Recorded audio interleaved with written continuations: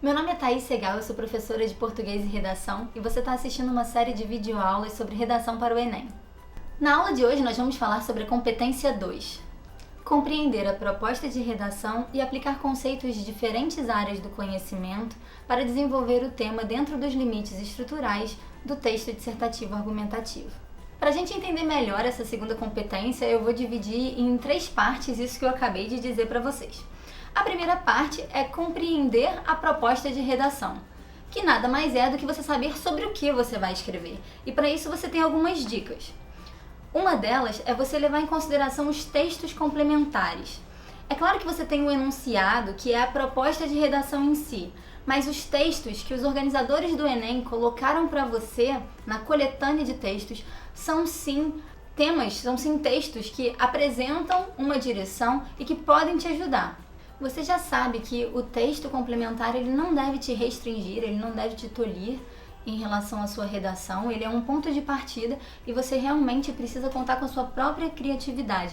Não use trechos, não copie, porque isso é terminantemente proibido. Outra estratégia muito interessante é que você sublinhe prestando total atenção nas palavras-chave que vão aparecer na proposta. As palavras principais elas são um mecanismo de recortar aquele assunto que é geral em um tema que é específico. O tema de 2015 foi a persistência da violência contra a mulher na sociedade brasileira. Se eu tiver que tirar de dentro desse enunciado o assunto geral é violência. As palavras-chave que restringem esse assunto geral são as palavras persistência, a expressão contra a mulher e a expressão na sociedade brasileira. Falar sobre a persistência da violência contra a mulher em outra sociedade que não seja a sociedade brasileira demonstra que eu não contemplei todos os aspectos do tema. Falar da violência contra a mulher na sociedade brasileira, mas não pensar que essa violência é uma violência que já existia antes e que persiste até os dias de hoje, ignorando a palavra persistência, seria também não contemplar corretamente e completamente o tema. Falar da persistência da violência na sociedade brasileira e não restringir essa violência ao público feminino seria ainda mais não respeitar esse tema. Em todos esses casos, fica claro que eu não consegui cumprir plenamente o desenvolvimento do tema. Então a minha nota vai ser prejudicada porque, por mais que eu esteja dentro do assunto geral, eu tangenciei esse tema, eu cheguei bem pertinho, mas eu não contemplei completamente. Aplicar conceitos de diversas áreas do conhecimento. Muitas vezes, quando a gente explica isso para os alunos pensam que eles precisam usar conceitos de química, física, biologia, matemática e eles ficam nervosos tentando encontrar relações entre o tema da redação e coisas que eles aprenderam nas aulas dessas matérias. Mas não é bem isso. Para você conseguir demonstrar que você tem essa competência, que você consegue aplicar conceitos de várias áreas do conhecimento, você tem que demonstrar um repertório sociocultural produtivo. O que isso quer dizer? Quando você vai num barzinho e você conversa com um artista que está tocando violão e você pergunta se ele pode tocar aquela música favorita sua. Você quer saber se aquela música faz parte do repertório dele. Então, repertório é aquilo que você pode apresentar com propriedade, que você consegue fazer com segurança. Apresentar um repertório sociocultural produtivo é mostrar que você tem propriedade sobre conhecimentos sociais e culturais, não necessariamente sobre diversas matérias da escola. Isso não quer dizer que você usar conceitos de biologia ou de física vão empobrecer ou vão estar errados na sua redação, não é isso. Mas você não precisa fazer um esforço hercúleo para incluí-los na redação quando eles não estão bem relacionados com aquele tema.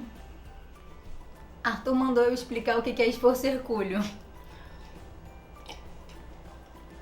É um esforço de Hércules, é um esforço muito grande, digno de Hércules. Vocês sabem que Hércules teve que fazer 12 tarefas nada fáceis, então seria isso.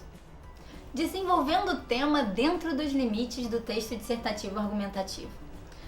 Para isso a gente tem que saber o que é uma dissertação e o que é uma dissertação argumentativa. Na dissertação, a gente tem que esgotar tudo aquilo que a gente sabe sobre o tema, tudo aquilo que é possível de ser dito como um grande especialista no assunto.